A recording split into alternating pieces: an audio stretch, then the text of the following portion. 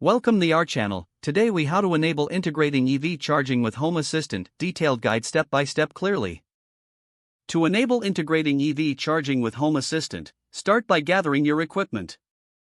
Ensure you have a compatible EV charging station installed at your home. Access your Home Assistant dashboard through your web browser. Navigate to the integrations page in your Home Assistant setup. Search for the specific EV charging integration you want to use. Common integrations include the Tesla integration or open source options like EV Notify. Click on the chosen integration to begin the setup process. Follow the on-screen prompts to authenticate your account, if necessary.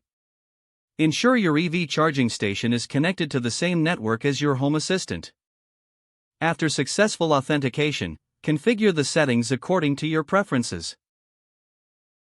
This may include setting charging limits or scheduling charging times. Once configured, verify that the integration displays your charging history and current status. To enhance functionality, consider adding automation to control charging times. For instance, set triggers based on electricity rates or solar energy production. After creating automations, check the dashboard for real-time updates on charging progress. If any issues arise, consult the community forums or the documentation for troubleshooting. Test the integration by attempting to manually start or stop charging through Home Assistant. Monitor the performance over the next few days to ensure reliability. Make adjustments to settings or automations as needed based on your usage patterns. Congratulations, you have successfully integrated EV charging with Home Assistant.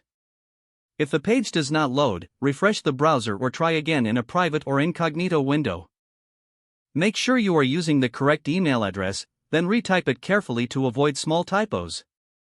If your password is not accepted, use the reset option and create a new strong password you can remember. Check your spam folder for verification or security emails, then complete any requested confirmation step. Enable two-factor authentication if available to improve account security and reduce unauthorized access risk. After signing in, review your profile details so your contact information and settings are accurate and current. If you see an error message, note it down and try again after restarting your device and internet connection. Log out when you finish, especially on shared devices, to keep your account and payment information secure. Don't forget to like this video and subscribe to our channel for more step-by-step tech guides.